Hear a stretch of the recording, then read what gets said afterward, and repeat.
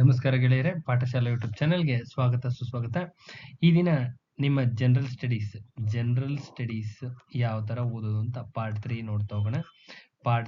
ನೋಡ್ತಾ ಹೋಗೋಣ. ಯಾರೆಲ್ಲ ಕೋಆಪರೇಟಿವ್ ಸಕ್ಸಸ್ ಆಗಿಲ್ಲ, ಜನರಲ್ ಸ್ಟಡೀಸ್ಗೆ ಶಿಫ್ಟ್ ಆಗಿ ಸುಮಾರು ಸಾವಿರಾರು ಪೋಸ್ಟ್ ಕಾಲ್ ಆಗ್ತಾ ಇದೆ. ನಿಮ್ಮ KPSC ಇಂದ ಅಂಡ್ KEA ಇಂದ ಸಾವಿರಾರು ಪೋಸ್ಟ್ ಕಾಲ್ ಆಗ್ತಾ ಇದಾವೆ.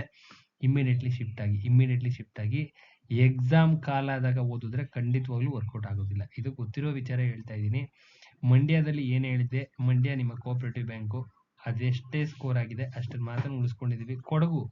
ಕೊಡಗು ಏನು ಹೇಳಿದ್ದೋ ಆ ಮಾತನ್ನು ಉಳಿಸ್ಕೊಂಡಿದೀವಿ. ಅದೇ ತರ ಹೇಳ್ತಾ ಇದ್ದೀನಿ. ನಿಮ್ಮ ಜನರಲ್ ಸ್ಟಡೀಸ್ ಇದು ನನ್ನ ಜಾಗ. ಇದು ಸುಮಾರು 16 ವರ್ಷದ ಎಕ್ಸ್ಪೀರಿಯನ್ಸ್ ಇದರಲ್ಲೇ ಇರೋದು. ಅರ್ಥ ಆಗ್ತಾ ಇದೆಯಾ?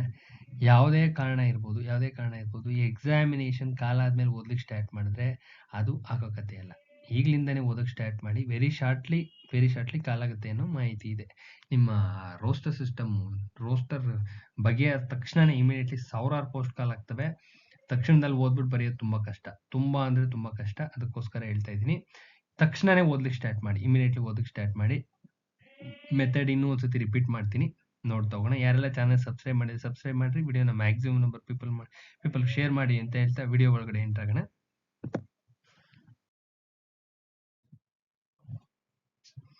ನೋಡ್ತಾ ಹೋಗೋಣ. ಇನ್ನೊಂದು ಸಾರಿ ರಿಪೀಟ್ ಮಾಡ್ತೀನಿ. ಓದೋ ವಿಧಾನವನ್ನ ಇನ್ನೊಂದು ಸಾರಿ ರಿಪೀಟ್ ಮಾಡ್ತೀನಿ. ನಿಮ್ಮ ಫಸ್ಟ್ ಆಪ್ಷನ್ ಕೋಆಪರೇಟಿವ್ ನೋಡ್ರಿ. ಕೋಆಪರೇಟಿವ್ ಯಾರ್ಯಾರು ಮೆಟೀರಿಯಲ್ ತಗೊಂಡಿದ್ದೀರಾ ಆರಾಮ್ಸೆ ಓದಿ. 150 ಆರಾಮ್ಸೆ ಕ್ರಾಸ್ ಆಗುತ್ತೆ. 150 ಈಸಿಯಾಗಿ ಕ್ರಾಸ್ ಆಗುತ್ತೆ. ಈಸಿಯಾಗಿ 150 ಕ್ರಾಸ್ ಆಗುತ್ತೆ. ಇಂಟರ್ವ್ಯೂಗೆ ಕಣ್ಣು ಮುಚ್ಕೊಂಡು ಸೆಲೆಕ್ಷನ್ ಆಗ್ತೀರಾ. ಇಂಟರ್ವ್ಯೂ ನಿಮ್ದೇ ಜವಾಬ್ದಾರಿ. ಯಾರಿಗೆ ಮಾಡ್ಕೊಳ್ಳೋ ತಾಕತ್ತಿದೆ ಮಾಡ್ಕೊಳ್ಳಿ, ಒಳ್ಳೇದಾಗ್ಲಿ, ಸೆಟ್ರೇಟ್ ಆಗ್ಲಿ. ಸಪೋಸ್ ಏನಾದ್ರೂ ಮಾಡ್ಕೊಳಕ್ ಆಗ್ಲಿಲ್ಲ, ಇಂಟರ್ವ್ಯೂನಲ್ಲಿ ಕ್ಲಿಯರ್ ಆಗಿರ್ಲಿಲ್ಲ, ಆಗ್ತಾ ಇಲ್ಲ, ನಮಗೆ ಫ್ರೀ ಆಫ್ ಕಾಸ್ಟೇ ಆಗಬೇಕು ಅಂತ ಏನಾದ್ರು ಇದ್ರೆ, ಫ್ರೀ ಆಫ್ ಕಾಸ್ಟೇ ನಮ್ಗೆ ಕ್ಲಿಯರ್ ಮಾಡ್ಕೋಬೇಕು ಅಂತಿದ್ರೆ ಈ ಕಾನ್ಸೆಪ್ಟ್ನ ಬಿಟ್ಬಿಟ್ಟು ಜನರಲ್ ಸ್ಟಡೀಸ್ ಕಾನ್ಸೆಪ್ಟ್ಗೆ ಬನ್ನಿ. ನಿಮ್ಮ KPSC KEAಗೆ ಇಮಿಡಿಯೇಟ್ಲಿ ಎಂಟರ್ ಆಗ್ರಿ. ಓದ್ಲಿಕ್ಕೆ ಸ್ಟಾರ್ಟ್ ಮಾಡಿ. ವಿತಿನ್ 6 ಮಂತ್ಸ್ ಅಲ್ಲಿ ಕೆಲಸ ತಗೋಬಹುದು. ವಿತಿನ್ 6 ಮಂತ್ಸ್ ಸಾಕಾಗುತ್ತೆ. ಕರೆಕ್ಟ್ ಅಪ್ರೋಚ್ ಇದ್ರೆ 6 ಮಂತ್ಸ್ ಸಾಕಾಗುತ್ತೆ. ಅರ್ಥ ಆಗ್ತಾ ಇದೆಯಾ? ಕೋರ್ ಏರಿಯಾಸ್ ಈಗಾಗಲೇ ನಾನು ಸುಮಾರು ಸಾರಿ ಹೇಳಿದ್ದೀನಿ. ಕೋರ್ ಏರಿಯಾಸ್ನ ಮಾಡ್ಕೊಳ್ಳಿ. 1000 ಕೋರ್ ಏರಿಯಾಸ್ನ ಮಾಡ್ಕೊಳ್ಳಿ. History, geography, constitution, science and technology, environmental science, ಆಮೇಲೆ ಎಕಾನಮಿ, ಎಲ್ಲ ಸಬ್ಜೆಕ್ಟ್ ಎಷ್ಟು ಸಬ್ಜೆಕ್ಟ್ ಇದೆಯೋ ಅಷ್ಟು ಸಬ್ಜೆಕ್ಟ್ ಇಂದ 1000 ಕೋರ್ ಏರಿಯಾಸ್ನ ಮಾಡಿ ಇಟ್ಕೊಳ್ಳಿ. ನಿನ್ನೆ PDO ಪೇಪರಲ್ಲಿ ತೋರಿಸ್ದೆ. ಕೋರ್ ಏರಿಯಾಸ್ ಅಂದ್ರೆ ಇಂಪಾರ್ಟೆಂಟ್ ಏರಿಯಾಗಳಿಗೆ ಕೋರ್ ಏರಿಯಾಸ್ ಅಂತ ಕರಿತೀವಿ. ಯಾವುದು ಎಕ್ಸಾಮಿನೇಷನ್ಗೆ ಬಂದೇ ಬರ್ತವೆ ಅಂತಕ್ಕಂಥ ಏರಿಯಾಗಳನ್ನ ಕೋರ್ ಏರಿಯಾಸ್ ಅಂತ ಕರಿತೀವಿ. ಕೋರ್ ಏರಿಯಾಸ್ ಪ್ರತಿ ಸಬ್ಜೆಕ್ಟ್ ಅಲ್ಲೂ ಸಿಗುತ್ತೆ. ಆ ಕೋರ್ ಏರಿಯಾಸ್ನ ಎತ್ಕೊಂಡು ಇಟ್ಕೋಬೇಕು. ಸಪ್ರೇಟ್ ಆಗಿ ಇಟ್ಕೋಬೇಕು. ಕೋರ್ಸ್ ಮಾಡ್ಕೋಬೇಕು. ಅದಕ್ಕೆ ಸಪ್ರೇಟ್ ಆಗಿ ಕೋರ್ಸ್ ಮಾಡ್ಕೋಬೇಕು. ಅರ್ಥ ಆಗ್ತಿದ್ಯಾ? ಅಲ್ಲಿಗೆ ಕೋರ್ ಏರಿಯಾ ಕತೆ ಮುಗಿಯುತ್ತೆ. ಇನ್ನ ಕರೆಂಟ್ ಅಫೇರ್ಸ್ ಬೇಸ್ಡ್ ಅಂದ್ರೆ 1 ಇಯರ್ ಕರೆಂಟ್ ಅಫೇರ್ಸ್ ತಗೋಬೇಕು. ಕರೆಂಟ್ ಅಫೇರ್ಸ್ ತೆಗೆದುಕೊಂಡು ಅಚ್ಚುಕಟ್ಟಾಗಿ ಓದಬೇಕು. ಅಚ್ಚುಕಟ್ಟಾಗಿ ಓದಿದ್ರೆ ಒಂದು 20 ಮಾರ್ಕ್ಸ್ ಬರುತ್ತೆ. ಅದ್ರ ಜೊತೆನಲ್ಲಿ ಹಿಸ್ಟ್ರಿ, ಜಿಯೋಗ್ರಫಿ, ಕಾನ್ಸ್ಟಿಟ್ಯೂಷನ್ ಇದಿಷ್ಟು ಸಬ್ಜೆಕ್ಟ್ ಕರೆಂಟ್ ಅಫೇರ್ಸ್ ಬೇಸ್ಡ್ ನೋಡ್ಕೊಂಡ್ರೆ ಅದರಿಂದ 25 ಮಾರ್ಕ್ಸ್ ಬರುತ್ತೆ. ಇದು ಮೆಥಡ್, ಇದು ಆಕ್ಚುಯಲ್ ಮೆಥಡ್. ಅರ್ಥ ಆಗ್ತಿದೆಯಾ? ಇದನ್ನ ಫಾಲೋ ಮಾಡಿ. ಎಲ್ಲರಿಗೂ ಒಳ್ಳೇದಾಗ್ಲಿ. ಇದನ್ನ ಫಾಲೋ ಮಾಡಿ, ಅಚ್ಚುಕಟ್ಟಾಗಿ ಫಾಲೋ ಮಾಡಿ. 100% ವರ್ಕೌಟ್ ಆಗುತ್ತೆ. ಇನ್ನು ಮೆಂಟಲ್ ಎಬಿಲಿಟಿ ಪ್ಲಸ್ ಯಾವ್ಯಾವ ಇಂಪಾರ್ಟೆಂಟ್ ಚಾಪ್ಟರ್ ಇದ್ದಾವೆ ಅದನ್ನ ಶಾರ್ಟ್ ಕಟ್ ಟ್ರಿಕ್ಸ್ ನೋಡ್ಕೊಂಡು ಹೋದ್ರೆ ಆರಾಮ್ಸೆ ಈಸಿಯಾಗಿ 70 to 75 ಕಣ್ಣು ಮುಚ್ಕೊಂಡು ಕ್ಲಿಯರ್ ಮಾಡ್ಕೊಂಡ್ಬರ್ಬೋದು. ಈ ಮೆಥಡ್ನ ಅಡಾಪ್ಟ್ ಮಾಡ್ಕೊಳ್ಳಿ. ಯಾರಿಗೆಲ್ಲ ಹೇಳಿದ್ದೀನಿ, 2-3 ವಿಡಿಯೋದಲ್ಲಿ ಹೇಳಿದ್ದೀನಿ ಯಾವ ತರ ಅಡಾಪ್ಟ್ ಮಾಡಬೇಕು ಅಂತ. ಅದೇ ತರ ಅಡಾಪ್ಟ್ ಮಾಡ್ಕೊಳ್ಳಿ. ಮಾಡ್ಕೊಂಡ್ರೆ 100% ವರ್ಕೌಟ್ ಆಗುತ್ತೆ. ಯಾರಿಗಾರು ಗೊತ್ತಾಗಿಲ್ಲ ಅಂದ್ರೆ ಕ್ಲಾಸಿಗೆ ಜಾಯ್ನ್ ಆಗಿ. ಇಂಟ್ರೆಸ್ಟ್ ಇದ್ರೆ ಮಾತ್ರ. ಯಾರಿಗಾರು ಇಂಟ್ರೆಸ್ಟ್ ಇದ್ರೆ ಕೆಲಸ ಬೇಕೇ ಬೇಕು ಅಂತಿದ್ರೆ ಜಾಯ್ನ್ ಆಗಿ. ಹೆವಿ ಇರುತ್ತೆ ಮೆಟೀರಿಯಲ್, ತುಂಬಾ ಹೆವಿ ಇರುತ್ತೆ ಮೆಟೀರಿಯಲ್. ತುಂಬಾ ಹೆವಿ ಅಂದ್ರೆ ಇಷ್ಟೊಂದು ಓದ್ಬೇಕಂದ್ರೆ ಹೌದು, ಇಷ್ಟೊಂದು ಓದ್ಲೇಬೇಕು, ಬೇರೆ ಯಾವುದೇ ದಾರಿ ಇಲ್ಲ. ಮೆಟೀರಿಯಲ್ ತುಂಬಾ ಹೆವಿ ಇರುತ್ತೆ. ಅಥೆಂಟಿಕೇಟೆಡ್ ಮೆಟೀರಿಯಲ್ ಇರುತ್ತೆ. 6 ಮಂತ್ಸ್ ಅಲ್ಲಿ ಕೆಲಸ ಕೈಗೆ ಬರೋಂಗಿರುತ್ತೆ. ಅಷ್ಟು ನೀಟಾಗಿ ಕ್ಲಿಯರ್ ಆಗೋಂಗಿರುತ್ತೆ. ಹಗಲು ರಾತ್ರಿ ಓದಿದ್ರೆ 6 ಮಂತ್ಸ್ ಅಲ್ಲಿ ಸೆಟ್ರೇಟ್ ಆಗ್ಬೋದು. ಅರ್ಥ ಆಗ್ತಾ ಇದೆಯಾ? ಈ ಮೆಥಡ್ ನ ಫಾಲೋ ಮಾಡಿ. Core area method best method. ಈಗಿನ KPSC ಟ್ರೆಂಡ್ಗೆ ಕರೆಕ್ಟ್ ಆಗಿದೆ. ಹೆಂಗೆ ಅಂತ ನಾನು PDO ಪೇಪರ್ಲು ಕಣ್ಣಾರೆ ತೋರಿಸಿದೀನಿ. ಅರ್ಥ ಆಗ್ತಾ ಇದೆಯಾ ಯಾವ ತರ ಓದ್ಬೇಕು ಅಂತ? ಕೋರ್ ಏರಿಯಾಗಳಿಂದ ಹೆಂಗ್ ತೆಗ್ದಿದ್ದಾರೆ ಅಂತ ಕ್ಲಿಯರ್ ಆಗಿ ತೋರಿಸಿದೀನಿ. ಕೋರ್ ಏರಿಯಾ ಅಂದ್ರೆ ಏನು, ಕರೆಂಟ್ ಅಫೇರ್ಸ್ ಬೇಸ್ಡ್ ಅಂದ್ರೆ ಹೆಂಗ್ ಕ್ವಶನ್ಗಳು ಟ್ಯಾಗ್ ಆಗಿದಾವೆ ಅಂತ ತೋರಿಸಿದ್ದೀನಿ. ಆ ವಿಡಿಯೋನ ನೋಡಿ, ನಿನ್ನೆ ವಿಡಿಯೋನ ಒಂದ್ಸತಿ ನೋಡಿ, ನಿಮಗೆ ಕ್ಲಾರಿಟಿ ಬರುತ್ತೆ. ವಿತ್ ಪ್ರೂಫ್ ಹಾಕಿದ್ದೀನಿ, ವಿತ್ ಪ್ರೂಫ್. ಅರ್ಥ ಆಗ್ತಾ ಇದೆಯಾ? ಸೊ ವಿಡಿಯೋ ಒಳಗಡೆ ಎಂಟರ್ ಆಗೋಣ ಬನ್ನಿ. ಅರ್ಥ ಆಗ್ತಾ ಇಲ್ವಾ? ಈಗೆಲ್ಲ ಕ್ಲಾರಿಟಿ ಬಂದಿದೆ ಅನ್ಕೊಂತೀನಿ. ನೆಕ್ಸ್ಟ್ ನಿನ್ನೆ ಇದರ ಕಂಟಿನ್ಯೂಷನ್ ಪಾರ್ಟ್ ಅರ್ಥ ಆಗ್ತಿದೆಯಾ? ಭಾರತ ಪಾಕಿಸ್ತಾನದ ಬಗ್ಗೆ ನೋಡ್ತಾ ಹೋಗೋಣ. ಭಾರತ ಪಾಕಿಸ್ತಾನ ನಿನ್ನೆ ಇದರ ಕಂಟಿನ್ಯೂಷನ್ ಪಾರ್ಟ್ ಇದು. ಬ್ರಿಟಿಷರ ಆಡಳಿತಕ್ಕೆ ಒಳಪಟ್ಟಿದ್ದಂತ ಭಾರತವನ್ನ ಸ್ವತಂತ್ರ ನೀಡುವ ಅವಧಿನಲ್ಲಿ ಇಬ್ಬಾಗ ಮಾಡ್ತಾರೆ, ಡಿವೈಡ್ ಮಾಡ್ತಾರೆ. ಇಲ್ಲಿ ಕಾಣಿಸ್ತಾ ಇದೆಯಲ್ಲ, ಡಿವೈಡ್ ಮಾಡ್ತಾರೆ. ಇಲ್ಲಿ ಇದನ್ನ ಡಿವೈಡ್ ಮಾಡ್ತಾರೆ. ಭಾರತ ಪಾಕಿಸ್ತಾನ ಎಂಬ ಎರಡು ಪ್ರತ್ಯೇಕ ರಾಷ್ಟ್ರಗಳನ್ನ ರಚನೆ ಮಾಡ್ಕೊಡ್ತಾರೆ. ಆಯ್ತಾ? ಯಾವ ಬೇಸಿಸ್ ಮೇಲೆ ಮಾಡ್ತಾರೆ? ಮಾಡಿದ್ರು ಸರಿ, ಯಾವ್ದಾದ್ರು ಒಂದು ಬೇಸಿಸ್ ಇರ್ಬೇಕಲ್ಲ. ಯಾವ ಬೇಸಿಸ್ ಮೇಲೆ ಮಾಡಿದ್ರೆ ಮಾಡ್ತಾರಪ್ಪ ಅಂದ್ರೆ 1941ರ ಜನಗಣತಿಯನ್ನು ಆಧರಿಸಿ 50ಕ್ಕಿಂತ ಹೆಚ್ಚು ಮುಸ್ಲಿಂ ಜನಾಂಗದ ಜನರನ್ನು ಹೊಂದಿದ್ದಂತ ಪ್ರದೇಶಗಳನ್ನ ಭಾರತದಿಂದ ಪ್ರತ್ಯೇಕಿಸ್ತಾರೆ. ಪಾಕಿಸ್ತಾನವನ್ನು ರಚನೆ ಮಾಡ್ತಾರೆ. ಇವುಗಳನ್ನ ಪ್ರತ್ಯೇಕಿಸೋದಕ್ಕೆ ರ್ಯಾಟ್ಲಿಫ್ ಅಂತಕ್ಕಂಥ ರೇಖೆನ ಎಳಿತಾರೆ. ಕೇಳ್ತಾ ಇರ್ತಾರೆ ಕಾಮನ್ ಆಗಿ. ರ್ಯಾಟ್ಲಿಫ್ ರೇಖೆ ಯಾರನ್ನ ಡಿವೈಡ್ ಮಾಡುತ್ತೆ? ಮ್ಯಾಕ್ಮೋಹನ್ ರೇಖೆ ಏನ್ ಡಿವೈಡ್ ಮಾಡುತ್ತೆ? ಡ್ಯುರಾಂಡ್ ರೇಖೆ ಏನ್ನ ಡಿವೈಡ್ ಮಾಡುತ್ತೆ? ಇವೆಲ್ಲ ನೋಡಿ, ಡ್ಯುರಾಂಡ್ ಇಲ್ಲಿದೆ, ಮ್ಯಾಕ್ಮೋಹನ್ ಇಲ್ಲಿದೆ, ರ್ಯಾಟ್ಲಿಫ್ ಇಲ್ಲಿದೆ. ಅರ್ಥ ಆಗ್ತಿದ್ಯಾ? ಇವುಗಳನ್ನ ಎಳಿತಾರೆ. ಈ ರೇಖೆ ಗುಜರಾತಿನಿಂದ ಎಲ್ಲಿವರೆಗೂ ಹರಡಿದೆ ಅಂತ ಕೇಳ್ತಾ ಇರ್ತಾರೆ. ಟಿಬೆಟ್ನವರೆಗೂ ಹರಡಿದೆ ಅಂತ ಹೇಳ್ಬೇಕು.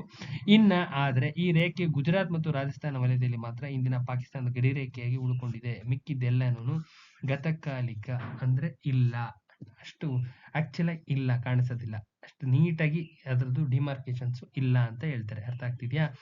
ಈ ಕ್ವಶನ್ ಯಾವಾಗ ಫಾರ್ಮೇಶನ್ ಆಗುತ್ತೆ? ಈ ಕ್ವಶನ್ ಫಾರ್ಮೇಶನ್ ಯಾವಾಗ ಆಗುತ್ತೆ? Is one of the core area, important area. ಇದು ಯಾವಾಗ ಆಗುತ್ತೆ ಅನ್ನೋದು ಇಂಪಾರ್ಟೆಂಟ್. ಅರ್ಥ ಆಗ್ತಾ ಇದೆಯಾ? ಯಾವಾಗ ಆಗುತ್ತಪ್ಪ ಅಂದ್ರೆ ಇಂಡಿಯಾ ಅಂಡ್ ಪಾಕಿಸ್ತಾನ ಗಡಿ ಭಾಗದಲ್ಲಿ ಏನಾದರೂ ಉದ್ವಿಗ್ನತೆ ಉಂಟಾದರೆ ಅಂದ್ರೆ ಕರೆಂಟ್ ಅಫೇರ್ಸ್ ಏನಾದ್ರು ಬಂತು ಅಂದ್ರೆ, ಈಗ ಇಂಡಿಯಾ ಚೈನಾ ಏನಾದ್ರೂ ಈ ಡೋಕ್ಲಾಂ ಪ್ರದೇಶದಲ್ಲಿ ಗಲಾಟೆಗಳಾಯ್ತು, ತಳ್ಳಾಡಿದ್ರು, ಅದು ಆ ಮಿಲಿಟರಿ ಈ ಮಿಲಿಟರಿ ತಳ್ಳಾಡಿದ್ರು, ಏನಾದ್ರು ಕಾಂಟ್ರವರ್ಷಿಯಲ್ ಇಶ್ಯೂಸ್ ಆಯ್ತು, ಏನಾದ್ರು ಈ ಬಾರ್ಡರ್ ಅಲ್ಲಿ ಏನಾದ್ರು ಆಯ್ತು ಅಂದ್ರೆ ಡೆಫಿನೆಟ್ ಆಗಿ ಈ ಕಾನ್ಸೆಪ್ಟ್ ನ ತೆಗೆದಿರ್ತಾರೆ. ಅರ್ಥ ಆಗ್ತಾ ಇದೆಯಾ ಯಾವ ರೀತಿ ಓದ್ಬೇಕು ಅಂತ?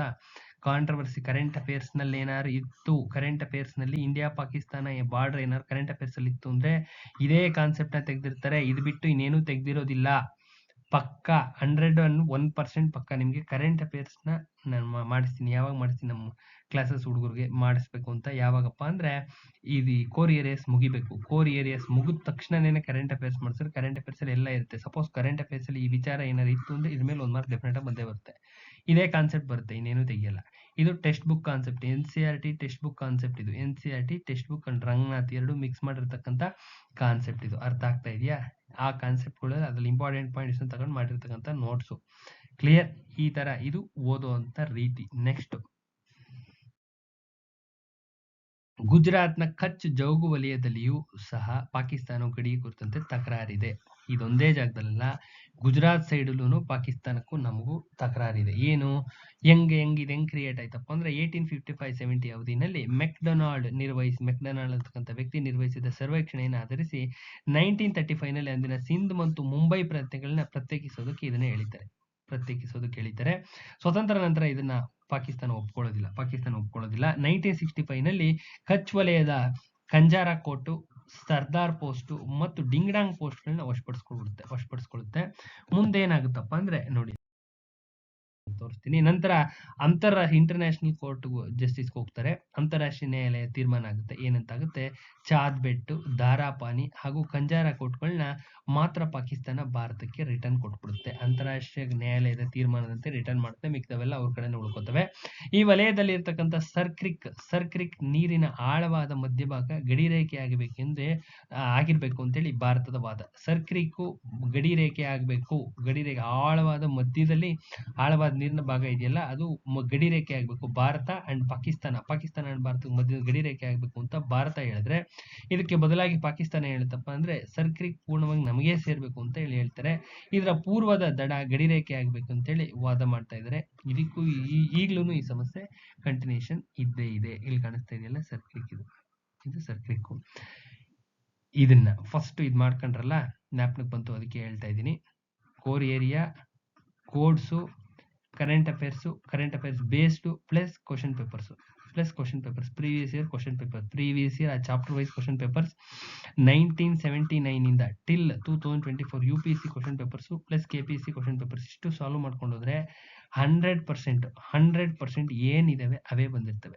ಏನಿದೆ ಯಾವೇನೇನು ಓದಿರ್ತೀರ ಅವೇ ಬಂದಿರ್ತವೆ. ನಿಮ್ಗೆ ಅವಾಗ ಗೊತ್ತಾಗುತ್ತೆ, ಓ ಇದು ಓದೋ ವಿಧಾನ, ಇದು ಆಕ್ಚುಲ್ ಆಗಿ ಓದೋ ವಿಧಾನ ಅಂತ ಅವತ್ತು ರಿಯಲೈಸ್ ಆಗುತ್ತೆ. ಅಲ್ಲಿವರೆಗೂ ರಿಯಲೈಸ್ ಆಗೋದಿಲ್ಲ. ಏನೋ ಹೇಳ್ತಾರೆ ಅಂತಲ್ಲ. ಪಿ ಡಿ ಒ ಪೇಪರಲ್ಲಿ ಎಕ್ಸಾಕ್ಟ್ ಆಗಿ ತೋರಿಸಿದೀನಿ. ಕರೆಂಟ್ ಅಫೇರ್ಸ್ ಬೇಸ್ಡ್ ಅಂದ್ರೆ ಏನು, ಕೋರ್ ಏರಿಯಾ ಅಂದ್ರೆ ಏನು ಅಂತ ಅದೇ ತರ ಓದ್ಕೊಳ್ಳಿ. ಯಾವ ತರ ಹೇಳಿದೀನಿ ಅದೇ ತರ ಓದ್ಕೊಳ್ಳಿ, ಅನುಕೂಲ ಆಗುತ್ತೆ. ನೆಕ್ಸ್ಟ್ ಇನ್ನ ವಿವಾದಿತ ಡ್ಯಾಮ್ಗಳು ಯಾವ್ಯಾವ ಇದಾವಪ್ಪ ಅಂದ್ರೆ ಬಗ್ಲಿಹಾರ್ ಡ್ಯಾಮ್ ವಿವಾದಿತ ಡ್ಯಾಮ್. ಪ್ರೆಸೆಂಟ್ಲಿ ಬಗ್ಲಿಹಾರ್ ಡ್ಯಾಮ್ ವಿವಾದಿತ ಡ್ಯಾಮು. ಬಗ್ಲಿಹಾರ್ ಚಿನಾಬ್ ನದಿ ಕಟ್ಟಿರ್ತಕ್ಕಂಥದ್ದು. ರಾಟ್ಲೆ ಇದು ಚಿನಾಬ್ ನದಿಗೆ. ಕಿಶನ್ ಗಂಗಾ ಪ್ರಾಜೆಕ್ಟ್, ಭಾರತ ಪಾಕಿಸ್ತಾನ ಯುದ್ಧ 48, 65, 71, 99 ಇದು ನಡೆದಿರ್ತಕ್ಕಂಥ ಯುದ್ಧಗಳು. ಫಸ್ಟ್ ವಿವಾದಿತ ಡ್ಯಾಮ್ಗಳು ನೋಡ್ತಾ ಹೋಗೋಣ. ಬಗ್ಲಿಹಾರ್ dam. The Baghliyar Dam controversy is a dispute between India and Pakistan over the design of the dam. Dam ಕಟ್ಟಿರ್ತಕ್ಕಂಥ ಡಿಸೈನ್ ಮೇಲೇನೆ ಕಾಂಟ್ರವರ್ಸಿ ಕ್ರಿಯೇಟ್ ಆಗಿದೆ, which violates the Indus water treaty 1960. Indus water treaty ಆಗುತ್ತೆ 1960ನಲ್ಲಿ. ಅವ್ರು ಏನೋ ಒಂದು ಒಪ್ಪಂದ ಮಾಡ್ಕೊಂಡಿರ್ತಾರೆ. ಈಗ ಕಟ್ಟಿರ್ತಕ್ಕಂಥ ಡ್ಯಾಮು ಆ ಒಪ್ಪಂದದ ರೂಪುರೇಷೆಗಳನ್ನ ವಯೋಲೇಷನ್ ಮಾಡ್ತಾ ಇದೆ ಅಂತ ಕ್ಲಿಯರ್, ಅಂದ್ರೆ ಅದರದ ಒಂದು ಫಾರ್ಮೇಶನ್ ಈ ತರ ಇರಬೇಕು ಅಂತ ಹೇಳಿರ್ತಾರಲ್ಲ, ಅದನ್ನ ಧಿಕ್ಕರಿಸಿ ಕಟ್ಟಿದ್ದಾರೆ ಅಂತೇಳಿ ಇವ್ರು ಹೇಳ್ತಾ ಇದ್ದಾರೆ. ಇದು ಗೊತ್ತಿರಬೇಕು, ಇಂಪಾರ್ಟೆಂಟ್. ಬಗ್ಲಿಯಾರ್ದು ಇದೇ important. Next Ratle. The Ratle hydro electric project ಎಲ್ಲಿದೆ? ಜಮ್ಮು ಮತ್ತು ಕಾಶ್ಮೀರದಲ್ಲಿದೆ. It has been controversial because Pakistan claims it violates the Indus valley treaty. ಇದು ಅಷ್ಟೇನೇನೆ. ರಾಟ್ಲೆನೂ ಅಷ್ಟೇನೇನೆ. ನಿಮ್ಮ 1960ನಲ್ಲಿ ಇಂಡಸ್ ವ್ಯಾಲಿ ಟ್ರೀಟಿ ಆಗುತ್ತಲ್ಲ, ಅದರ ವಯೋಲೇಷನ್ ಆಗ್ತಾ ಇದೆ. ಕಟ್ಟಿರ್ತಕ್ಕಂಥ ವಿಧಾನದಲ್ಲಿ ಮತ್ತೆ ಸಮಸ್ಯೆ ಇದೆ ಅಂತ ಹೇಳ್ತಾರೆ. ಇನ್ನ Kishan Ganga project dam controversy, A dispute between India and Pakistan over the design of A hydro electric project. ಇನ್ನೊಂದು ಕಿಶನ್ ಗಂಗಾ ಪ್ರಾಜೆಕ್ಟ್ ಏನು, ಹೈಡ್ರೋ ಎಲೆಕ್ಟ್ರಿಕ್ ಪ್ರಾಜೆಕ್ಟ್. ಇದೊಂದು ಹೈಡ್ರೋ ಎಲೆಕ್ಟ್ರಿಕ್ ಪ್ರಾಜೆಕ್ಟ್. ಇದು ಅಷ್ಟೇ. ಇವೆಲ್ಲ ಕಾಂಟ್ರವರ್ಸಿಯಲ್ ಇಶ್ಯೂಸ್.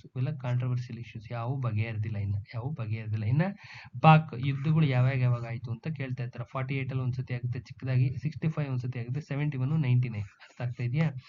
ಇದಿಷ್ಟಕ್ಕಿಷ್ಟು ಇಂಪಾರ್ಟೆಂಟ್. ನೆಕ್ಸ್ಟ್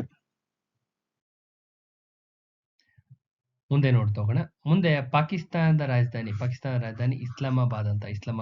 ಇನ್ನು 1972ನಲ್ಲಿ ಭಾರತ ಮತ್ತು ಪಾಕಿಸ್ತಾನದ ನಡುವೆ ಸಿಮ್ಲಾ ಒಪ್ಪಂದ ಆಗುತ್ತೆ. Is very very important. Examination ಕೇಳ್ತಾ ಇರ್ತಾರೆ. 1972ನಲ್ಲಿ ಭಾರತ ಮತ್ತು ಪಾಕಿಸ್ತಾನ ನಡುವೆ ಸಿಮ್ಲಾ ಒಪ್ಪಂದ ಆಗುತ್ತೆ. ಸಿಮ್ಲಾ ಒಪ್ಪಂದದಲ್ಲಿ ಭಾಗವಹಿಸಿದ್ದವರು ಯಾರ್ಯಾರು? ಜುಲ್ಫಿಕರ್ ಅಲಿ ಭುಟ್ಟೋ ಅಂಡ್ ಇಂದಿರಾ ಗಾಂಧಿ ಇವರಿಬ್ರು ಭಾಗವಹಿಸಿರ್ತಾರೆ. ಅರ್ಥ ಆಗ್ತಾ ಇದೆಯಾ? The Simla agreement also spelled Simla agreement was a peace treaty. ಇದೊಂದು ಶಾಂತಿ ಒಪ್ಪಂದ ಆಗಿರುತ್ತೆ. Signed between India and Pakistan on a 2nd July 1972. ಯಾವತ್ತಾಯ್ತು? 2nd July 1972 ಸಿಮ್ಲಾದಲ್ಲಿ ಆಯ್ತು. ಭಾಗವಹಿಸಿದ್ದವರು ಯಾರ್ಯಾರು? ಇಂದಿರಾ ಗಾಂಧಿ ಮತ್ತು ಜುಲ್ಫಿಕರ್ ಅಲಿ ಭುಟ್ಟೋ. ಇದೊಂದು ಶಾಂತಿ ಒಪ್ಪಂದವಾಗಿರುತ್ತೆ. ಶಾಂತಿ ಒಪ್ಪಂದವಾಗಿರುತ್ತೆ. A Simla agreement was a peace treaty signed between India and Pakistan in 1972 end the conflict that begin after the 1971 war. ಬಾಂಗ್ಲಾದೇಶದಲ್ಲಿ ವಾರ್ ಆಗುತ್ತಲ್ಲ, ಆ ವಾರ್ದು ಸಂಪೂರ್ಣವಾಗಿ ಅದನ್ನ ನಿಲ್ಲಿಸಿ ಸಂಪೂರ್ಣವಾಗಿ ಶಮನ ಮಾಡ್ಕೋಬೇಕು, ಸಂಪೂರ್ಣವಾಗಿ ಶಾಂತಿ ನೆಲೆಸಬೇಕು, ಎರಡು ಕಡೆ ಶಾಂತಿ ನೆಲೆಸಬೇಕು ಅಂತೇಳಿ ಈ ಟ್ರೀಟಿನ ಮಾಡ್ಕೋತಾರೆ. ಅರ್ಥ ಆಗ್ತಾ ಇದೆಯಾ? ಕೇಳ್ತಾ ಇರ್ತಾರೆ ಇದು. ನೆಕ್ಸ್ಟ್ ಇಲ್ಲಿ ಕಾಣಿಸ್ತಾ ಇದೆ ನೋಡಿ. 1960 ಸೆಪ್ಟೆಂಬರ್ 19ರಂದು ಸಿಂಧೂ ನದಿ ಒಪ್ಪಂದ ವಿಶ್ವ ಬ್ಯಾಂಕ್ ಮಧ್ಯಸ್ಥಿಕೆಯಲ್ಲಿ ನಡೆಯುತ್ತೆ. ಅರ್ಥ ಆಗ್ತಾ ಇದೆಯಾ? 1960ರಲ್ಲಿ ಸೆಪ್ಟೆಂಬರ್ 19ನೇ ತಾರೀಕರಂದು ಸಿಂಧೂ ನದಿ ಒಪ್ಪಂದ, ಇಂಡಸ್ ವ್ಯಾಲಿ ಟ್ರೀಟಿ ಅಂತ ಹೇಳ್ಕೊಂಬಂದಲ್ಲ, ಇದೆ ಅದು. ಯಾವಾಗ ಎಲ್ಲಿ ನಡೆಯುತ್ತೆ? ವಿಶ್ವ ಬ್ಯಾಂಕಿನ ಮಧ್ಯಸ್ಥಿಕೆ. ಅಲ್ಲಿ ಹೆಡ್ ಇರ್ತಾರೆ, ಅವರ ಮಧ್ಯಸ್ಥಿಕೆಯಲ್ಲಿ ನಡೆಯುತ್ತೆ. ಯಾರ್ಯಾರು ಇರ್ತಾರೆ? ಜವಾಹರ್ಲಾಲ್ ನೆಹರು ಇರ್ತಾರೆ, ಅಯೂಬ್ ಖಾನ್ ಇರ್ತಾರೆ. ಜವಾಹರ್ಲಾಲ್ ನೆಹರು ಅಂಡ್ ಅಯೂಬ್ ಖಾನ್ ಇಬ್ರು ಸೈನ್ ಆಗ್ತಾರೆ. ಭಾರತ ಮತ್ತು ಪಾಕಿಸ್ತಾನದ ನಡುವೆ ಗಡಿರೇಖೆಯಾಗಿ ಯಾವ ನದಿ ಹರಿತಾ ಇದೆ? ರಾವಿ ನದಿ ಹರಿತಾ ಇದೆ. ಇದನ್ನ ಕೇಳ್ತಾ ಇರ್ತಾರೆ. ನೋಡ್ತಾ ಹೋಗೋಣ. ಇದು ಕಾಂಟ್ರವರ್ಸಿ ಇದೆ, ಈಗ ಪ್ರೆಸೆಂಟ್ಲಿ ನಡೀತಾ ಇದೆ. ಸೊ ನೋಡ್ತಾ ಹೋಗೋಣ. India gaining the control over the eastern rivers. ಈ ಟ್ರೀಟಿಗೆ ಸೈನ್ ಹಾಕಿದ ನಂತರ ಇಲ್ಲೊಂದು ಸಿಂಧೂ ನದಿ ಒಪ್ಪಂದ, ಇಂಡಸ್ ವ್ಯಾಲಿ ಟ್ರೀಟಿ ಅಂತ ಹೇಳಿ ಕರೀತಾರೆ ಇದನ್ನ. ಈ ಟ್ರೀಟಿಗೆ ಸೈನ್ ಹಾಕಿದ ನಂತರ India gaining control over the eastern rivers. ಇಂಡಿಯಾಗೆ ಯಾವ ನದಿಗಳ ಮೇಲೆ ಕಂಟ್ರೋಲ್ ಸಿಕ್ತು, ಸಂಪೂರ್ಣವಾದಂತಹ ಹಕ್ಕು ಸಿಕ್ತಪ್ಪ ಅಂದ್ರೆ ರಾವಿ, ಬಿಯಾಸ್ ಮತ್ತು ಸಟ್ಲೇಜ್. ಈ ನದಿಗಳ ಮೇಲೆ ಸಂಪೂರ್ಣವಾದ ಹಿಡಿತ ಸಿಗುತ್ತೆ. ರಾವಿ, ಬಿಯಾಸ್, ಸಟ್ಲೇಜ್, RBS ಅಂತ ಕೋಡ್. RBS ಇಂಡಿಯಾಗೆ ಸಿಕ್ಕಿದ್ದು RBS. ಇಂಡಿಯಾಗೆ ಹಿಂಗೆ ಕೇಳ್ತಾ ಇರ್ತಾರೆ. ಸೆಪ್ಟೆಂಬರ್ 1960 ಸೆಪ್ಟೆಂಬರ್ 19ರಂದು ಸಿಂಧೂ ನದಿ ಒಪ್ಪಂದ ವಿಶ್ವ ಬ್ಯಾಂಕ್ ಮಧ್ಯಸ್ಥಿಕೆಯಲ್ಲಿ ನಡೀತು. ಹೇಳಿಕೆ ಸರಿನಾ ತಪ್ಪಾ? ABCD ಅಂತ ಇರುತ್ತೆ. ಕಾನ್ಸೆಪ್ಟ್ ಗೊತ್ತಿರಬೇಕು. ಅರ್ಥ ಆಗ್ತಾ ಇದೆಯಾ? ಸಂಪೂರ್ಣವಾದಂಥ ಕಾನ್ಸೆಪ್ಟ್ ಗೊತ್ತಿರಬೇಕು. ಎಸ್, ಇದು ರೈಟ್.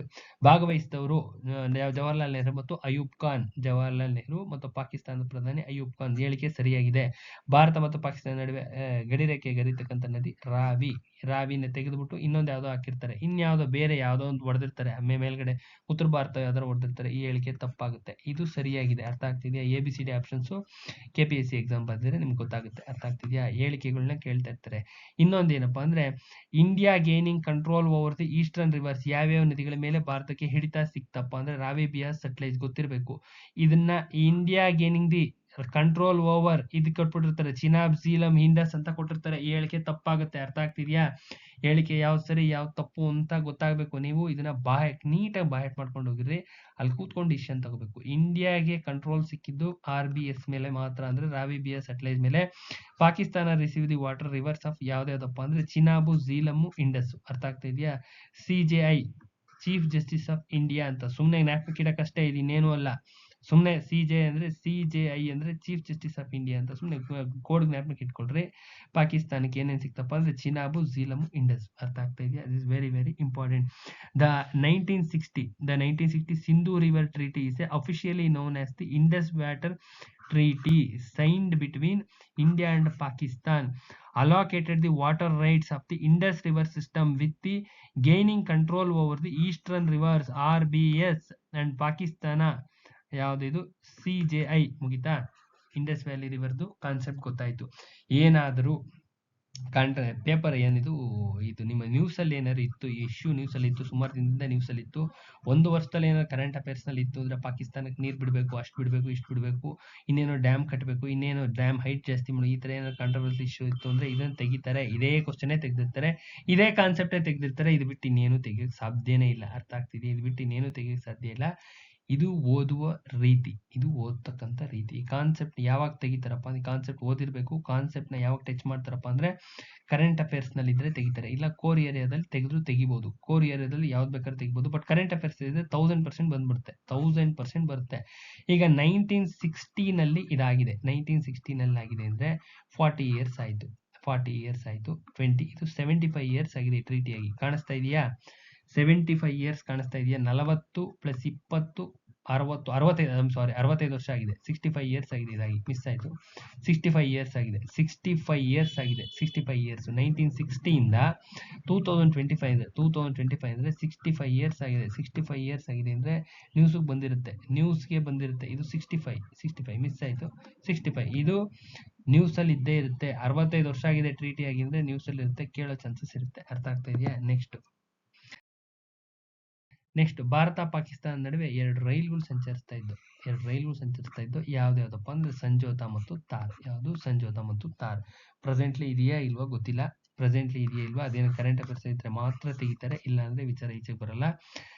ಆಕ್ಚುಲ್ ಆಗಿ ಓಡ್ತಾ ಇದ್ದಿದ್ದು ಸಂಜೋತಾ ಮತ್ತು ತಾರ್ ಎಕ್ಸ್ಪ್ರೆಸ್ ಅಂತ. ಇಲ್ಲಿ ಕಾಣ್ತಾ ಇದೆಯಲ್ಲ, ಸಾ ಅಂದ್ರೆ ಸಂಜೋತಾ, ತಾರ್ ಅಂದ್ರೆ ತಾರ್ ಎಕ್ಸ್ಪ್ರೆಸ್. ಮುಗಿದೋಯ್ತು ಅಷ್ಟೇ. ಯಾವೆರಡು ಅಂದ್ರೆ ಸತಾರ ಅಂತ ಜ್ಞಾಪಕ ಇಟ್ಕೊಂಡ್ರೆ ಭಾರತ ಪಾಕಿಸ್ತಾನ ನಡುವೆ ಓಡ್ತಾ ಇದ್ದಂತ ರೈಲ್ ಯಾವ್ದಪ್ಪ ಅಂದ್ರೆ ಸತಾರ ಅಂತ ಜ್ಞಾಪಕ ಇಟ್ಕೊಂಡ್ರೆ ಮುಗಿದೋಯ್ತು. ಸಿಂಪಲ್. ಸತಾರ್, ಸಾ ಅಂದ್ರೆ ಸಂಜೋತಾ, ತಾರ್ ಅಂದ್ರೆ ತಾರ್ ಎಕ್ಸ್ಪ್ರೆಸ್. ಮುಗಿತಾ?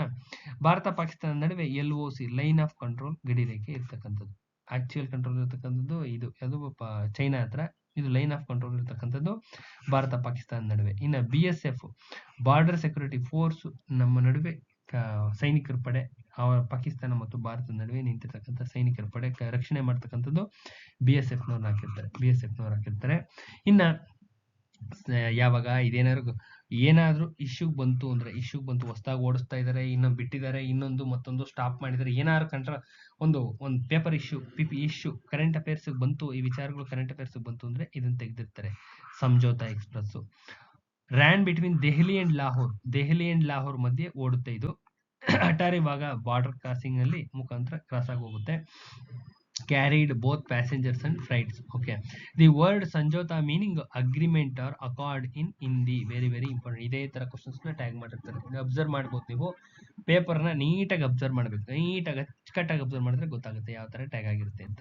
ಇನ್ನ Thar express ran between Jodhpur and Karachi via Munabao Gorakhpur. Gorakhpur border crossing ಇದ್ರ ಮಧ್ಯೆ ಓಡಾಡುತ್ತೆ. ಇದು ಪ್ಯಾಸೆಂಜರ್ಸ್ ನ ಮಾತ್ರ ಕ್ಯಾರಿ ಮಾಡುತ್ತೆ. ಇಂಪಾರ್ಟೆಂಟ್ ಇದು. ನೆಕ್ಸ್ಟ್ ಭಾರತ ಅಫ್ಘಾನಿಸ್ತಾನ ನೋಡ್ತಾ ಹೋಗೋಣ. ಭಾರತ ಅಫ್ಘಾನಿಸ್ತಾನ ಭೂಗಡಿ 106 ಕಿಲೋಮೀಟರ್ ಇದೆ. ಭೂಗಡಿ 106 ಕಿಲೋಮೀಟರ್ ಇದೆ. ಭಾರತದೊಂದಿಗೆ ಕಡಿಮೆ ಭೂಗಡಿಯನ್ನು ಹೊಂದಿರತಕ್ಕಂಥ ದೇಶ ದೊಡ್ಡದು ಯಾವುದು? ಬಾಂಗ್ಲಾದೇಶ. ಕಡಿಮೆ ಇರ್ತಕ್ಕಂಥದ್ದು ಅಫ್ಘಾನಿಸ್ತಾನ. Very very important.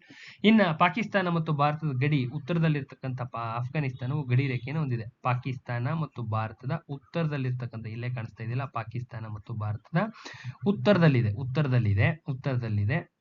ಎಲ್ಲಿದೆ? ಉತ್ತರದಲ್ಲಿದೆ. ಪಾಕಿಸ್ತಾನ ಮತ್ತು ಭಾರತದ ಉತ್ತರದಲ್ಲಿರುವ ಅಫ್ಘಾನಿಸ್ತಾನವು ಗಡಿಯನ್ನು ಹೊಂದಿರುತ್ತೆ. ಈ ಭಾರತ ಅಫ್ಘಾನಿಸ್ತಾನ ಪ್ರತ್ಯೇಕಿಸ್ತಕ್ಕಂಥ ಗಡಿ ರೇಖೆ ಡ್ಯೂರಾಂಡ್ ಅಂತ. ಡ್ಯೂರಾಂಡ್ ಇಲ್ಲಿ ಕಾಣಿಸ್ತಾ ಇದೆಯಲ್ಲ, ಇಲ್ಲಿದೆ ನೋಡಿ, ಡ್ಯೂರಾಂಡ್ ಲೈನ್. ಬ್ರಿಟಿಷರ ಕಾಲದಲ್ಲಿನೇ ಇದನ್ನೆಲ್ಲ ಹಾಕೊಟ್ಟಿರ್ತಾರೆ, ಅವಾಗಿಂದನೇ ಡಿವೈಡ್ ಮಾಡ್ಕೊಟ್ಟಿರ್ತಾರೆ. ಭಾರತವು ಪಾಕಿಸ್ತಾನದೊಂದಿಗೆ ಅಥವಾ ಅಫ್ಘಾನಿಸ್ತಾನದೊಂದಿಗೆ ಭಾರತ ಅಫ್ಘಾನಿಸ್ತಾನ ನಿಕಟವಾದ ಸಂಬಂಧವನ್ನು ಹೊಂದಿದೆ. ಅತ್ಯಂತ ಒಳ್ಳೆ ಸಂಬಂಧವನ್ನ ಬೆಳೆಸ್ಕೊಂಡಿದೆ. ಒಳ್ಳೆ ಸಂಬಂಧ ಇದೆ, ಒಳ್ಳೆ ರಿಲೇಶನ್ಶಿಪ್ ಇದೆ. The Durand line is the border that separates the India and Afghanistan. ಇಲ್ಲಿ ಕಾಣಿಸ್ತಾ ಇದೆ. 1893 ನಲ್ಲೇ ಇದನ್ನ ಹಾಕೊಡ್ತಾರೆ. 1893 ನಲ್ಲೇ ಇದನ್ನ ಹಾಕೊಡ್ತಾರೆ. ಮುಂದೆ ಇಂಪಾರ್ಟೆಂಟ್ ಇದು ಕರೆಂಟ್ ಅಫೇರ್ಸ್ ಅಲ್ಲಿ ಇದ್ರೆ ಕೇಳ್ತಾ ಇರ್ತಾರೆ. ಅಫ್ಘಾನಿಸ್ತಾನ ರಾಜಧಾನಿ ಯಾವುದು ಗೊತ್ತಿರಬೇಕು, ಕಾಬೂಲ್. ನಮ್ಮವ್ರು ಯಾರಾದ್ರೂ ಅಲ್ಲಿ ಹೋಗಿದ್ರು ಅಂದ್ರೆ ಡೆಫಿನೆಟ್ ಆಗಿ ಕೇಳ್ತಾ ಇರ್ತಾರೆ. ಏನಾದ್ರು ಭೇಟಿ ಕೊಟ್ಟಿದ್ರು ಅಂದ್ರೆ ಕೇಳ್ತಾ ಇರ್ತಾರೆ. ಭಾರತ ಅಫ್ಘಾನಿಸ್ತಾನಕ್ಕೆ ಸಂಸತ್ ಭವನವನ್ನು ನಿರ್ಮಾಣ ಮಾಡಿಕೊಟ್ಟಿದೆ. ಭಾರತ ಅಫ್ಘಾನಿಸ್ತಾನಕ್ಕೆ ಸ್ನೇಹಪೂರ್ವಕವಾಗಿ ಒಂದು ಸಂಸತ್ ಭವನವನ್ನು ನಿರ್ಮಾಣ ಮಾಡಿಕೊಟ್ಟೈತೆ. ಅಲ್ಲದೆ ಭಾರತ ಅಫ್ಘಾನಿಸ್ತಾನದಲ್ಲಿ ಕಾಬೂಲ್ ನದಿಗೆ ಫ್ರೆಂಡ್ಶಿಪ್ ಡ್ಯಾಮ್ ಅಥವಾ ಸಲ್ಮಾ ಡ್ಯಾಮ್ ನ ನಿರ್ಮಾಣ ಮಾಡಿಕೊಟ್ಟಿದೆ. ಫ್ರೆಂಡ್ಶಿಪ್ ಡ್ಯಾಮ್ ಒಂದು ಸ್ನೇಹದ ಗುರುತಾಗಿ ಅವ್ರಿಗೊಂದು ಅನುಕೂಲ ಆಗಲಿ. ವಾಟರ್ ಡ್ಯಾಮ್ ಅಲ್ವಾ, ಅದು ಎಲ್ಲರಿಗೂ ಅನುಕೂಲ ಆಗುತ್ತೆ ಅಂತೇಳಿ ಮಾಡಿಕೊಟ್ಟಿದ್ದಾರೆ. ಇನ್ನು ಭಾರತ ಲಡಾಖ್ನೊಂದಿಗೆ ಗಡಿ ಹಂಚ್ಕೊಂಡಿದೆ. ಇದು ನೋಡ್ತಾ ಹೋಗೋಣ. ಭಾರತದ ಪ್ರಧಾನಿ ನರೇಂದ್ರ ಮೋದಿರವರು ಸಲ್ಮಾ ಅಣೆಕಟ್ಟು ಉದ್ಘಾಟನೆ ಮಾಡಿಕೊಡ್ತಾರೆ. ಅಫ್ಘಾನಿಸ್ತಾನದಲ್ಲಿ ಭಾರತದ ಅತ್ಯಂತ ದುಬಾರಿ ಮೂಲಸೌಕರ್ಯ ಯೋಜನೆಗಳಲ್ಲಿ ಒಂದಾಗಿದೆ. ಒಂದು ಸ್ನೇಹಪೂರ್ವಕವಾಗಿ ಮಾಡಿಕೊಡ್ತಾರೆ. ಸ್ನೇಹಪೂರ್ವಕವಾಗಿ ಯಾರಿಗೂ ಒಂದು ಅನುಕೂಲ ಆಗಲಿ ಅನ್ನೋ ಉದ್ದೇಶದಿಂದ. ಅಫ್ಘಾನಿಸ್ತಾನ ಪೂರ್ ಕಂಟ್ರಿ, ಸೊ ಅನುಕೂಲ ಆಗಲಿ ಅಂತ ಮಾಡ್ಕೊಡ್ತಾರೆ. ಪ್ರಧಾನಿ ನರೇಂದ್ರ ಮೋದಿರವರು ಶನಿವಾರ ಅಫ್ಘಾನಿಸ್ತಾನದ ಅಧ್ಯಕ್ಷ ಅಶ್ರಫ್ ಘನಿ ಅವರೊಂದಿಗೆ ಸಲ್ಮಾ ಅಣೆಕಟ್ಟು ಅಥವಾ ಹೆರಾತ್ ಅಣೆಕಟ್ಟು ಅಂತ ಕರೀತಾರೆ, ಜಂಟಿಯಾಗಿ ಉದ್ಘಾಟನೆ ಮಾಡಿಕೊಡ್ತಾರೆ. ಪ್ರಧಾನಿ ನರೇಂದ್ರ ಮೋದಿರವರು ಶನಿವಾರ ಅಫ್ಘಾನಿಸ್ತಾನದ ಅಧ್ಯಕ್ಷ ಅಶ್ರಫ್ ಘನಿ ಅವರೊಂದಿಗೆ ಜಂಟಿಯಾಗಿ ಸಲ್ಮಾ ಅಣೆಕಟ್ಟು ಉದ್ಘಾಟನೆ ಮಾಡ್ತಾರೆ. ಅಫ್ಘಾನಿಸ್ತಾನ ಭಾರತದ ಸ್ನೇಹ ಅಣೆಕಟ್ಟು ಅಂತಾನು ಕರೀತಾರೆ ಇದನ್ನ ನಿರ್ಮಾಣ ಮಾಡಿದವರು ವ್ಯಾಪ್ಕಾಸ್ ಅಂತ. ಭಾರತದ ಮಿನಿರತ್ನ ಸಂಸ್ಥೆಯ ವ್ಯಾಪ್ಕಾಸ್ ಅಂತ. ಇನ್ನ ಇದೆಲ್ಲಿದೆಯಪ್ಪ ಅಂದ್ರೆ ಹೆರಾತ್ ಪ್ರಾಂತ್ಯದ ಹರಿಝಡ್ ನದಿಯ ಮೇಲ್ಭಾಗದಲ್ಲಿರ್ತಕ್ಕಂಥ ಸಲ್ಮಾ ಅಣೆಕಟ್ಟು ಯೋಜನೆ 107.5 ಮೀಟರ್ ಎತ್ತರದ ಮಣ್ಣು ಮತ್ತು ಕಲ್ಲುಗಳಿಂದ ತುಂಬಿದಂತಹ ಅಣೆಕಟ್ಟು 14 ಮೆಗಾವಾಟ್ ಸಾಮರ್ಥ್ಯದ 3 ಘಟಕಗಳನ್ನು ಹೊಂದಿರತಕ್ಕಂಥ 42 ಮೆಗಾವ್ಯಾಟ್ ವಿದ್ಯುತ್ ಸ್ಥಾವರವನ್ನು ನಿರ್ಮಿಸುವುದನ್ನು ಒಳಗೊಂಡಿರುತ್ತೆ. 75,000 ಹೆಕ್ಟೇರ್ಗೆ ಭೂಮಿಗೆ ನೀರು ಒದಗಿಸ್ತಕ್ಕಂಥ ಮುಖ್ಯವಾದಂತಹ ಉದ್ದೇಶ ಒಳಗೊಂಡಿದೆ. ಇದೇ ಸಲ್ಮಾ ಅಣೆಕಟ್ಟು. ಇಂಡಿಯಾ ಮ್ಯಾಪ್ ಇಲ್ಲಿದೆ ನೋಡಿ, ಯಾಕೆ ಇಂಡಿಯಾ ಮ್ಯಾಪ್ ಇದೆಯಪ್ಪ ಅಂದ್ರೆ ಇದನ್ನ ಮಾಡ್ಕೊಟ್ಟಿರೋ ಸ್ನೇಹದ ಗುರುತಾಗಿ ಹಾಕಿದ್ದಾರೆ ಅಷ್ಟೇನೆ. ಇನ್ನ 275 ಮಿಲಿಯನ್ ವೆಚ್ಚದಲ್ಲಿ ಇದನ್ನ ನಿರ್ಮಾಣ ಮಾಡಿಕೊಟ್ಟಿದ್ದಾರೆ. ಅತ್ಯಂತ ದುಬಾರಿ ಇದು ಮಾಡಿಕೊಟ್ಟಿದ್ದಾರೆ. ಒಂದು ಸ್ನೇಹ ಸೌಹಾರ್ದತೆ ಉಳಿಸ್ಕೋಬೇಕು ಅಂತೇಳಿ ಮಾಡಿಕೊಟ್ಟಿದ್ದಾರೆ. ಈ ಯೋಜನೆಯ ಮೂಲಕ ವಿದ್ಯುತ್, ನೀರಿನ ಲಭ್ಯತೆಯು ಅಫ್ಘಾನಿಸ್ತಾನದಲ್ಲಿ ಪಶ್ಚಿಮ ಪ್ರದೇಶದ ಒಟ್ಟಾರೆ ಆರ್ಥಿಕ ಅಭಿವೃದ್ಧಿಗೆ ನೆರವಾಗುತ್ತೆ. ಇದು ಪಶ್ಚಿಮ ಅಫ್ಘಾನಿಸ್ತಾನದ ಇಂಧನ ಅಗತ್ಯತೆಗಳು ಮತ್ತು ನೀರಾವರಿ ಅಗತ್ಯತೆಗಳನ್ನ ಪೂರೈಸುತ್ತೆ ಅಂತ ಕ್ಲಿಯರ್ ಕಟ್ ಆಗಿ ಹೇಳಿದ್ದಾರೆ. ನೆಕ್ಸ್ಟ್ ಹೆರಾತ್. ಈ ಯೋಜನೆಯು ಹೆರಾತ್ ಪಟ್ಟಣದಿಂದ ಪೂರ್ವಕ್ಕೆ 165 ಕಿಲೋಮೀಟರ್ ದೂರದಲ್ಲಿದೆ. ಯಾವಾಗ ಇಷ್ಟು ಡೀಪ್ ಆಗಿ ಕೇಳ್ತಾರಪ್ಪ ಅಂದ್ರೆ ಕೇಳ್ತಾರೆ, ABCD ಆಪ್ಷನ್ಗೆ ಕೇಳ್ಬಿಡ್ತಾರೆ. ABCD ಆಪ್ಷನ್ ಏನಾದ್ರು ಕರೆಂಟ್ ಅಫೇರ್ಸ್ ನಲ್ಲಿ ಇತ್ತು ಅಂದ್ರೆ ಬೇಕೇ ಬೇಕು. ಕರೆಂಟ್ ಅಫೇರ್ಸ್ ಹೇಳಕ್ ಬರಲ್ಲ. ಯಾವಾಗ ಕರೆಂಟ್ ಅಫೇರ್ಸ್ ಬರ್ತದೆ ಏನು ಎತ್ತ ಹಿಂಗೆ ಅಂತ ಏನು ಹೇಳಕ್ ಬರಲ್ಲ. ಸಲ್ಮಾ ಡ್ಯಾಮ್ ಏನಾರು ಕರೆಂಟ್ ಅಫೇರ್ಸ್ ಬಂತು, ಅಫ್ಘಾನಿಸ್ತಾನ ಪ್ಲಸ್ ಭಾರತದ ಏನಾದ್ರು ಇಶ್ಯೂಸ್ ಏನಾದ್ರು ಬಂತು ಅಂದ್ರೆ ಇದೀಚೆಗೆ ಬರುತ್ತೆ. ಅರ್ಥ ಆಗ್ತಾ ಇದೆಯಾ? ಗೊತ್ತಿರ್ಬೇಕು ನಿಮ್ಗಿದು. ಈ ಯೋಜನೆಯು ಹೆರಾತ್ ಪಟ್ಟಣದಿಂದ ಪೂರ್ವಕ್ಕೆ 165 ಕಿಲೋಮೀಟರ್ ದೂರದಲ್ಲಿದೆ. ಮಣ್ಣಿನ ರಸ್ತೆಯೊಂದಿಗೆ ಸಂಪರ್ಕ ಹೊಂದಿರುತ್ತೆ. ಭದ್ರತಾ ಕಾರಣದಿಂದಾಗಿ ಅಫ್ಘಾನಿಸ್ತಾನ ಸರ್ಕಾರ ಏನ್ ಮಾಡ್ತಾರಪ್ಪ ಅಂದ್ರೆ ಇಲ್ಲಿ ಇಂಜಿನಿಯರ್ಗಳನ್ನ ಹೆಲಿಕಾಪ್ಟರ್ ತಲುಪಿಸ್ತಕ್ಕಂಥ ವ್ಯವಸ್ಥೆ ಮಾಡಿದ್ರಂತೆ. ಎಲ್ಲಾ ಉಪಕರಣಗಳು ಮತ್ತು ಸಾಮಗ್ರಿಗಳನ್ನ ಭಾರತದಿಂದ ಸಮುದ್ರದ ಮೂಲಕ ಇರಾನ್ನ ಬಂದೆರ್ ಅಬ್ಬಾಸ್ ಬಂದರಿಗೆ ಸಾಗಿಸ್ತಾರೆ. ಅಲ್ಲಿನ ರಸ್ತೆ ಮುಖಾಂತರ 1200 ಕಿಲೋಮೀಟರ್ ದೂರ ಇರ್ತಕ್ಕಂಥ ಇರಾನ್ ಅಫ್ಘಾನಿಸ್ತಾನ ಗಡಿನಲ್ಲಿ ಇಸ್ಲಾಂ ಕಿಲಾ ಗಡಿ ಪೋಸ್ಟ್ಗೆ, ನಂತರ ಅಲ್ಲಿಂದ 300 ಕಿಲೋಮೀಟರ್ ಮುಖಾಂತರ ಸಾಗಿಸಿ ಇದನ್ನ ಡ್ಯಾಮ್ ನ ಬಿಲ್ಟ್ ಮಾಡಿ ಕೊಟ್ಟಿದ್ದಾರೆ. ಆಯ್ತಾ? ನೆಕ್ಸ್ಟ್ ಸ್ಥಾನದಿಂದ ಭಾರತೀಯರನ್ನ ಹಿಂತಿರುಗುವ ಮಿಷನ್ ಆಪರೇಷನ್ ದೇವಿಶಕ್ತಿ. ಸುಮಾರು ಈ ಶಕ್ತಿಗಳನ್ನ ಕೇಳ್ತಾ ಇರ್ತಾರೆ, ಈ ಆಪರೇಷನ್ಗಳನ್ನ ಮೊನ್ನೆ ತಾನೇ ಕೇಳಿದ್ರು, ನಿಮ್ಮ ಯಾವುದು PDOದಲ್ಲೇ ಕೇಳಿದ್ರು, ನಿನ್ನೆ ತಾನೇ ಪೇಪರ್ ಹೇಳಿದ್ರು ಆಪರೇಷನ್ 4 ಥರದ ಆಪರೇಷನ್ಗಳು ಕೇಳಿದ್ರು. ಅರ್ಥ ಆಯ್ತಾ? ಯಾವ ಆಪರೇಷನ್ ಬೇಕಾದ್ರೂ ಕೇಳ್ಬೋದು.